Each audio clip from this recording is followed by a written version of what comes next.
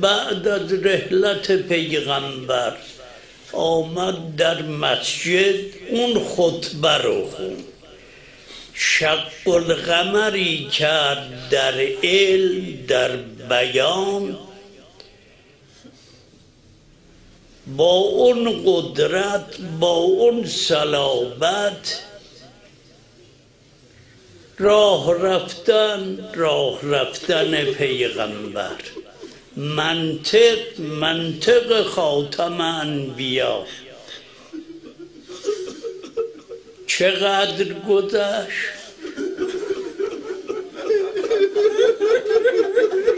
در این مدت شبی که بدن رو برداشتن کانت کل خیال، کانت کل خیال.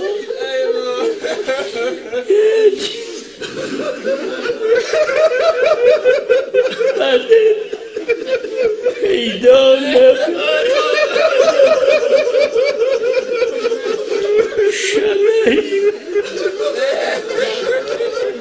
بدن نبود، شبه بود. اگر بری کنار قبر امام هشتم، مادر او زهراست. اگر بری کنار قبر سید الشهدا، مادر او زهراست. اگر بری در قبر بقی، مادر اون 4 امام زهراست.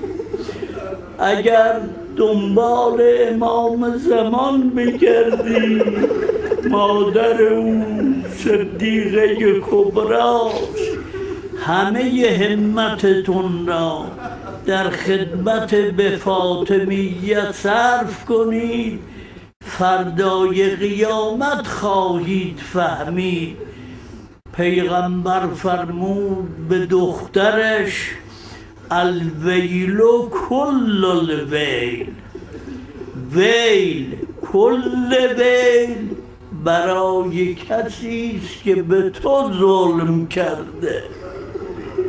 این یک کلمه دوم اینه والفوز العظیم لمن نصرک.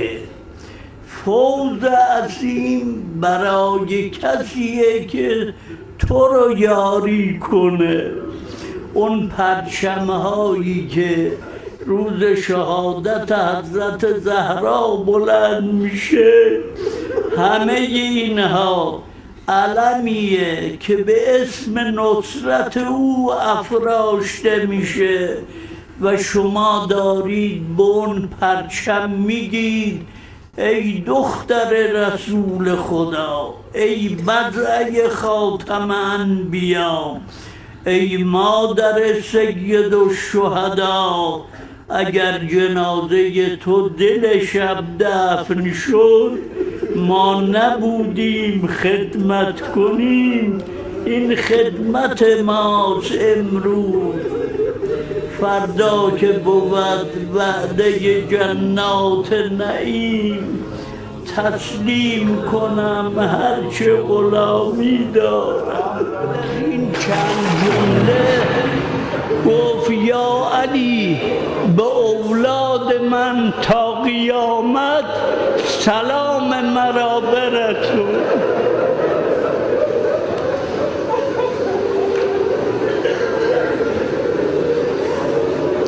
یعنی چه؟ بعد از اون کلمات، این کلمه یعنی چه؟ با اون علم محیطش این مجلس رو دید در این مجلس هم چقدر سیده. این فاطمه تا روز قیامت انتشار نسل شدید، خواست بگوید شما اولاد منید، بر من چه گذشت؟ وظیفه هر علویه اینه که روز سوم جمادی ثانیه در این مملکت با سر و پای برهنه مردانشون بیایند در کوچه و بازار بگویند ای مادر ما این جواب سلام ما خوشو از خاک قبر کشید همچنون که دست رو کشید حاج علیه الحور اون هم چه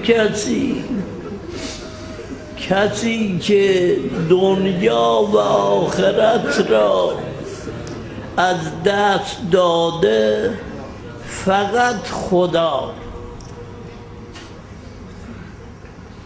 اون چه هست در نظر او نه بهشته نه جهنمه نه دنیاست نه آخرت فقط ذات قدوس حقه یک همچه قلبی یک همچه روحی وقتی دستشو کشید حاج علیه الحوض گفت ای کاش من هم مرده نفسی علی